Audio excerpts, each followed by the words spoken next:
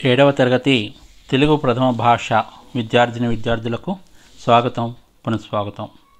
ముందుగా నూతన సంవత్సరంలో అడుగుపెట్టిన మీ అందరికీ కూడా శుభాకాంక్షలు తెలుపుకుంటూ, గత సంవత్సరం మిగిల్చినటువంటి చేదు విషయాలని అన్నీ కూడాను మర్చిపోయేసి ఈ సంవత్సరం అందరూ కూడా చక్కగా ఉండాలని, పరస్పరం ఎప్పుడూ క్లాసులో ఉండాలని చెప్పి ఆశిస్తూ మీ ఉపాధ్యాయులు శ్రీ జీవి శ్రీనివాసులు. మనము సీత ఇష్టాలు 11వ పాఠం సీత ఇష్టాలు అనేటువంటి పాఠం చూస్తున్నాం. ఈ పాఠంలో ఒక ప్రత్యేకత మనం చూస్తున్నాం. ఏమిటా ప్రత్యేకత? బుర్ర కథలని మనల్ని ఇంట్రడ్యూస్ చేశాడు, పరిచయం చేశాడు కథకుడు. సరే, ఎందుకు ఈ బుర్ర కథ గురించి విశేషం ఏమిటి అంటే, ఆనాటి సమాజంలో ఉన్న పరిస్థితులను ప్రజలకు అవగాహన కలిగించడానికి ఒక మంచి సాధనం జానపద కళారూపాలు. ఏమిటవి? ఒకటి బుర్ర కథ, హర్రి కథ, ఇంకా తోలు బొమ్మలాటలు. ఇలాంటి వాటిలో బుర్ర కథ యొక్క టేస్ట్ మీకు తెలియాలని ఈ కథలోకి చెప్పారు. సరే, ఇప్పుడు పోయిన వారం మనం ఎక్కడ ఆపుకున్నామంటే, కృష్ణవేణి అంటోంది రాజు రోజా మధ్య జరుగుతుండగానే కృష్ణవేణి ఇప్పుడు కథ ప్రారంభించవలసి ఉంది. చివరిలో మనకి రాజు ఏమంటున్నాడు చూద్దాం. అరేరే, ఇప్పుడు నేనేమన్నా, నేను కరెంటు షాక్ తగిలిన కాకిలా అట్లా అరుస్తున్నావు, చక్కటి సటార్లు వేస్తూ ఉన్నాడు. దేనికోసం అంటే ఒక కొత్త కథ గురించి అన్నమాట. మరి దీనికి సమాధానంగా కృష్ణవేణి ఏం చెప్తాను చూడండి. ఒరే తమ్ముడు, చెల్లి, అనవసరంగా మీరు ఇట్లా తరువు ఆడుకొని రసాభాస చేయకండి. ఈ రసాభాస అనే విన్నప్పుడు మీరు ఒక పెన్ను పెన్సిల్ తీసుకొని ఒక చోట రాసుకోవాలి. వీటి గురించి వివరాలు మీరు అడగాలి, మేము కూడా చెప్పాలి. తమ్ముడు అన్నట్లు ఈరోజు మనం కొత్త కథనే చెప్పుకుందాం. రాజు మంచి పని అయినట్లుగా అభినయించాడు. రోజా చాలే బడాయి అన్నట్లు మూతి వంకర్లు తిప్పుతూ అభినయించింది. చక్కగా చూడండి మా వర్డ్స్. ఈరోజు మనం చెప్పుకోబోయే కథ ఇష్టాలు. సీత కష్టాల గురించి తెలుసు మనకి. మరి సీత ఇష్టాల గురించి ఏమొచ్చాయి, సీత ఇష్టాలను సాధించడానికి ఏం చేసింది అనేటువంటిది ఈరోజు మనం పాఠంలో చూస్తున్నాం అన్నమాట. ఇంకా పాటలోకి మొదలుపెట్టేటప్పుడు బుర్రకథ పాటలో కానీ ఏ పాట అయినా సరే గాత్రం చేస్తుంటారు. ఎలా చేస్తుంటారు? తకత తకిట తక తరికిటత, ఇది పేద ఇంటిలో పుట్టి పెరిగిన పైడి బొమ్మ కదరా, తందాన తాన చదువు సంధిలో పేరు పొందిన చక్కనమ్మ కథరా, తందాన తాన ఓటమి నెరగక పోరాడే ఒక వీర బాల కథరా, తందాన తాన 10 మందికి నీ ప్రేరణనిచ్చే వర్తమాన కథరా, తందాన తాన. ఒక పేద ఇంట్లో పుట్టినటువంటి సీత అని ఒక పేద ఇంట్లో పుట్టినటువంటి ఒక వీర బాల చరిత్రం ఇది, ప్రేరణ ఇచ్చేటువంటి వర్తమాన కథ. ఇప్పుడు ఇంతకు ఎవరా పైడిబొమ్మ ఏమా కథ అంటే కృష్ణవేణి సమాధానం చెప్తోంది. అయ్యలారా అమ్మలారా, ఇది కూడా వచనం కూడా మనం గాత్రంతో చెప్పాలి. అయ్యలారా అమ్మలారా, స్త్రీలు విలసెల్లిన భారత భూమిలో రాజనాలు పండే రతనాల నేల తెలుగు నేల. ఆ తెలుగునాట రామాపురం అనేది ఒక పల్లెటూరు. ఆ పల్లెటూరులో శివయ్య, గౌరమ్మ అని పేద దంపతులు ఉన్నారు. ఆ దంపతులకు కలిగిన తొలి సంతానమే సీత. సీతను బడికి పంపాలి అనుకుంటుండగానే వారికి మరో అబ్బాయి పుట్టాడు. సంతానాన్ని ఇక్కడితో ఆపాలా వద్దా అని వాళ్ళు మదన పడుతుండగానే మరో కూతురు పుట్టింది. ఇలాంటప్పుడు వంతులు కూడా పూర్వకాలంలో సంతాన పరిమితిని దాటి ఒకరు కాకుండా ఇద్దరు కాకుండా ముద్దు కాకుండా పుడుతుండటంతో వచ్చినటువంటి కష్టాలు ఎలాగుంటాయని ఈ బుర్రకథలో మనము తెలుసుకుంటున్నాం అన్నమాట. సరే, ఇందుకే ఎక్కడ దాకా వచ్చాం మనము? సీత పెద్ద కూతురైంది, తర్వాత అబ్బాయి, తర్వాత ఇంకొక తమ్ముడు పుట్టారన్నమాట. ఆలస్యం అమృత విషం అంటే ఇదేనేమో. నువ్వు నోరు మూస్తావా ముయ్యవా? నోరు మూసుకునే కాలం పోయిందక్క. ప్రశ్నించేవాడు ప్రసిద్ధుడు, మాట్లాడేవాడే మంచివాడు. ఇదన్నమాట సెటైర్లు అంటే. వాడు నోటికి వచ్చినట్టుగా ఇంతకుముందు ఎప్పుడు చూడాలి. ప్రశ్నించేవాడు ప్రసిద్ధుడు, సిద్ధుడు అంటే వీడు కాదు, ప్రశ్నించేవాడు కాదు. వీడు నోటికి వచ్చినట్టు వీడు మాట్లాడుతుంటాడు అనమాట. మాట్లాడేవాడే మంచివాడు. అలాంటి మన క్లాస్ రూమ్లో అందరూ కూడా మంచివాళ్ళు అయిపోకూడదన్నమాట. తర్వాత కృష్ణవేణి చెప్తోంది. కృష్ణవేణి కథ వినండి, పాట చెప్తోంది. పూట గడవని తల్లిదండ్రులకు పాటులెక్కువాయే. తందాన తాన పంటలు పండక పొట్ట నిండక కష్టం ఎక్కువాయే. తందాన తాన కుటుంబ భారం కుంగదీయగా తల్లడిల్లినారు. అయ్యో తందాన తాన భార్యాభర్త కూలి నాలితో బ్రతుకు నీచినారు.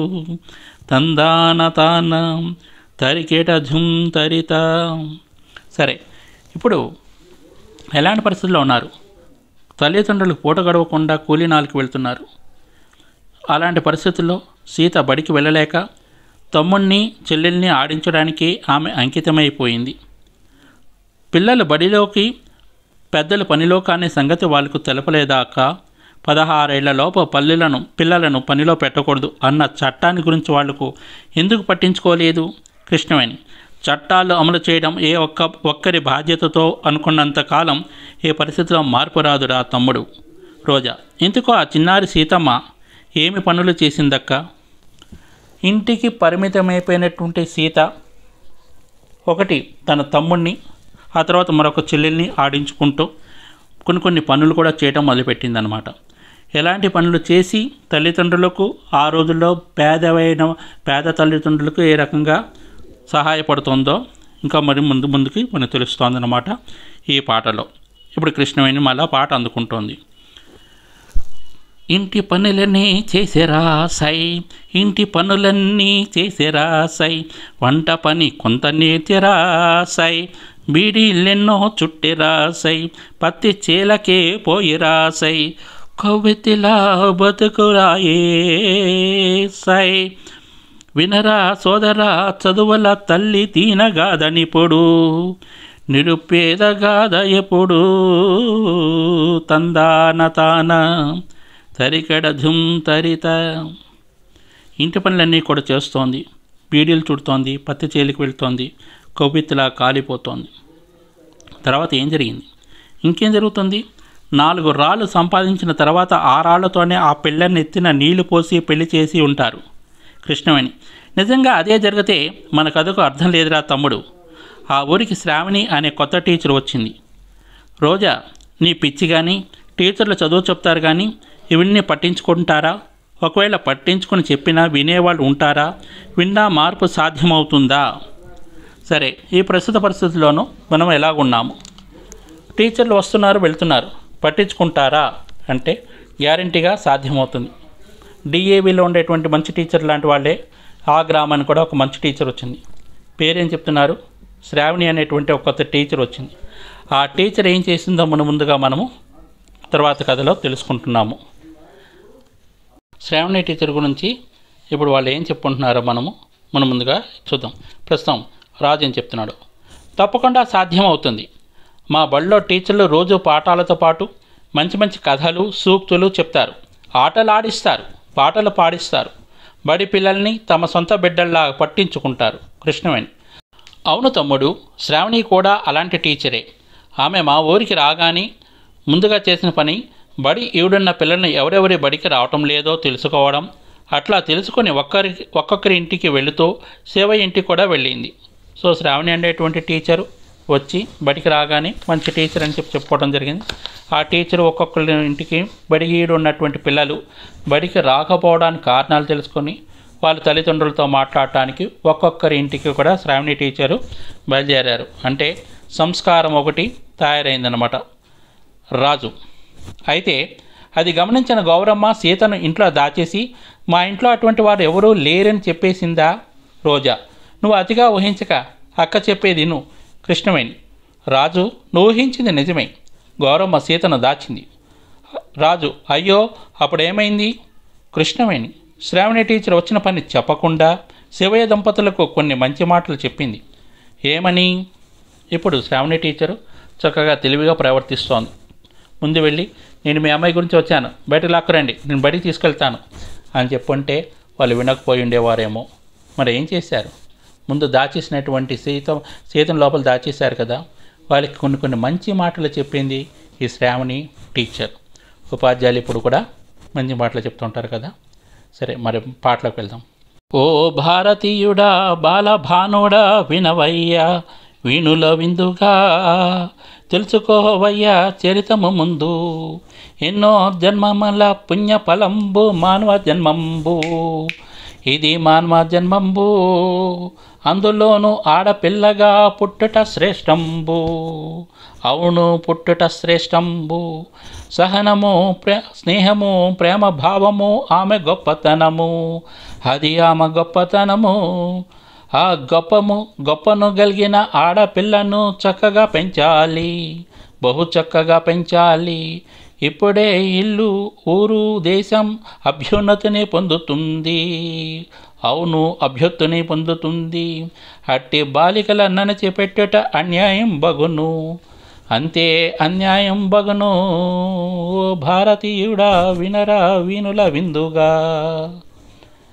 ఆడవాళ్లను కూడా గొప్ప వాళ్ళను నడిచిపెట్టడం మహాపాపం అంటున్నావు, బాగానే ఉంది.